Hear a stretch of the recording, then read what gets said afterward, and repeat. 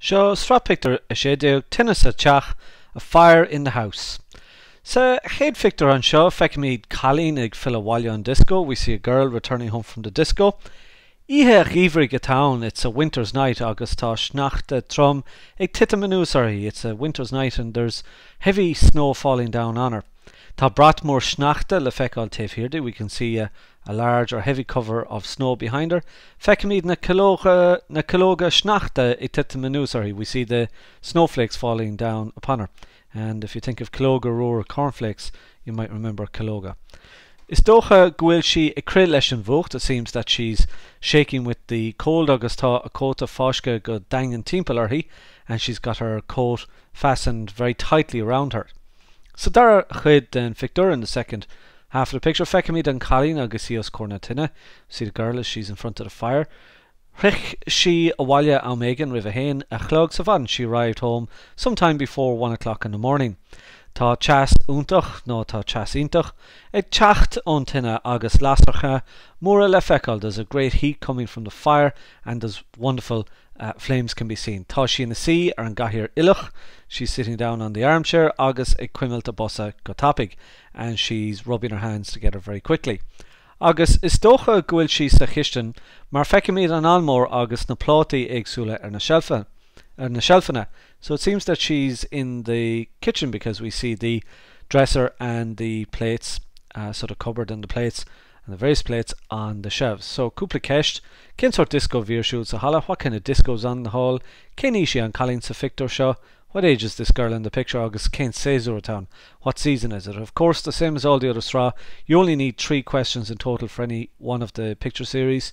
So I give you loads of options here, and at the bottom of each of the slides, as usual, I highlight some of the key phrases that you should make sure you know before, whether you're pass or honours level, before you move on. Trish Tamils, Shasan and Colleen on gahir. After a while the girl gets up from the chair. Tá sé ceapa ghuiil ocra sarthaí inis. She's thinking to herself that she's hungry at this stage. Is léir ghuiil tirshan down orthaí. It's clear that she's really tired. Mar tá she ag maintfach because she is yawning at this stage. So dara chuid in the second part. Feicimid an sarn atá sa chistin. We see the hob in the kitchen. Agus an Colleen ag seasamh oscordo, and the girl is standing in front of it. Is léir ghuiil an Colleen ag olivú scalóga prátaí. It's clear that the girl is preparing chips. Mar chuireann she cis an cóchreachta lán na scalóga isteach sa saucepan because she puts a cooking basket full of chips into the saucepan. Chuireann an Colleen ola cóchreachta isteach sa saucepan. She puts cooking oil into the saucepan agus chuireann she an gás ar siúl, and she turns on the gas. Tosín an ola e gairí níos teo, the oil becomes hotter. Agus Trish Tamil tal an ola ag an bhioch fuinte, and after a while the oil is at boiling point. The question seo, cén fá ghuiil tirsir an Colleen? Why is the girl tired? Agus cén fá ghuiil ocra sarthaí ag an uair seo saníthe, and why is she hungry at this hour of the night? Agus hí ag fannacht don na scalóga bheith réig, so as she's waiting for the chips to be ready, Tine she hústaire goodí a seomar lap as she goes upstairs to her bedroom. In Eanton féin, tá she ceapa ghuiil she tirsach tréachta. In her own mind she's thinking to herself, God, I'm exhausted. Agus then she dermid ar na scalóga, and she totally forgets the chips. Feicimid í sínta mach ar an labas. We see her stretch out in the bed agus a héadí fós á chahabharthaí, and she's still wearing her clothes. Titchin she in a culla, she falls asleep. Hístaire tá sa chistin. Feicimid lasarcha ag léim amach on saucepan. So downstairs in the kitchen we see flames jumping up out of the saucepan. Is léir ghuiil an Tine seo imethe ó smacht faoin am seo. So it's clear that this fire is gone out of control at this stage. Níl an Colleen I bhail ar an sarna hille. The girl isn't in control or in charge of the hob or the cooker any longer. Agus níl clúa cé gur thosaigh she an Tine seo de himpeiste, and she doesn't know, and she's no idea that she started this fire by accident. Feicimid deatach tuv sa chistin. We see very heavy smoke in the kitchen, agus or very thick smoke in the kitchen, agus ní féidir linn mór an eáil os cionn na lasarcha, and we can't really see too much above the flames. The question seo, cén fá gonneacha she a chola agus an sarna siúlacha hístaire? Why did she go asleep when she had the oven on or the cooker on downstairs agus an gapan tú gur duine freagracha. Do you think she's a responsible person? Who's Styra sa Shomer lap ella upstairs in the other bedroom? Do she and mom agus dad nor rahan sheed and jatach timpel urhu. So upstairs, mom and dad wake up when they sense the smoke all around them. Fekami jatach tuv sa Shomer. We see thick smoke in the room at this stage. Agus fuinam sho is scale pronyach don clown. At this stage, it's a serious matter for the family. Tosin mom ag casacht. Mom begins coughing agus ta cuma imniach a haig, and she's got a very worried appearance on her face. Ber and dad are on phone. Dad grabs the phone agus crunch a fist ar na servishi ag an dola, and he calls the emergency services. Meaning she will car uhu lorach. He explains that they need help immediately. Martha Tine sa chap because there's a fire in the house. So dar lad and Victor in the second half of the picture. Rihan mom stach sa Shomer lapa. Mom runs into the bedroom, the other bedroom. Agus finds she and Colleen shinta mach gan cur ashti. She finds the girl stretched out and not a move out of her. Then she irucht chon ia gushacht tri avuskult anola uhurti. She tries to wake her up by giving her CPR. Tá imnian down her van. Mom is really worried. Agus tiggin she ke cho pronyach is the thought in scale and shaw, and she understands just how serious the matter is here. So couple kesh came for gur rushig mom agus dad. Why did mom and dad wake up?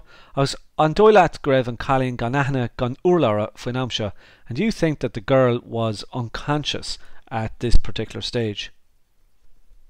Tagan an Vrigod Doton, cho tapig agus is federlo, so the fire brigade come as quickly as it can. It's clear gwil alon jatig foot na hoche. It's clear that there's a lot of smoke all over the place, nor a rechin sheet when they arrive.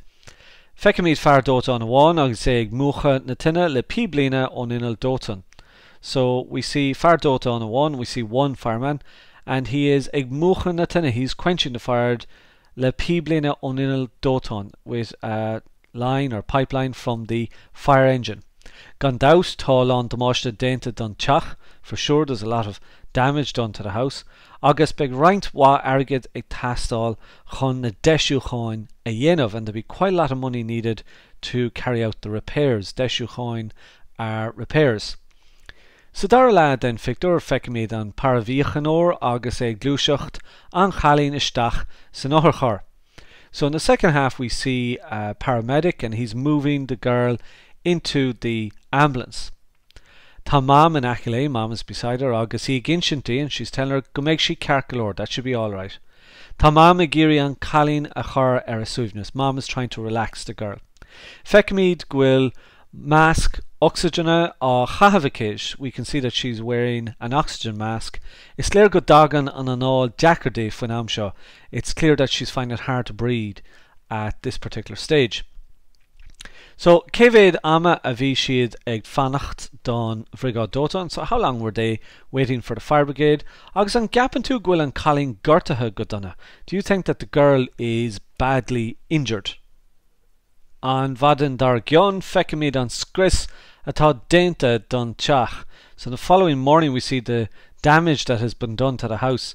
Is rarch ufosach don clown agus na corsna beldursh. It's a terrible scene for both the family and the next door neighbours. So on skris, the destruction or damage, the mosha is damaged, so you can interchange those words. Tá rian na lasarcha le fekal mala. We can see the trace of the flames on the walls tavenwe. Outside agus tá an príomhgurras agus faoin ágahán scrista go homlan, and the main door and one window is completely destroyed. Fekemid glina agus smunagar on Tine kata an blásog. We can see both glass and various bits and pieces of rubbish from the fire kata an blásog thrown on the lawn outside.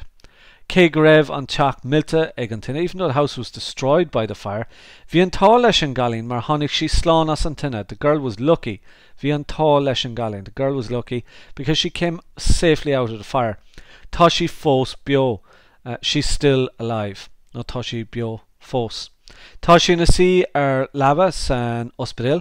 She's sitting up in a bed in the hospital as tá an doctor a kindly, and the doctor is talking to her. Agus it took Corla Leichte, and he's given her medical advice. Tá sille ar a lá fós, there's still a drip on her hand.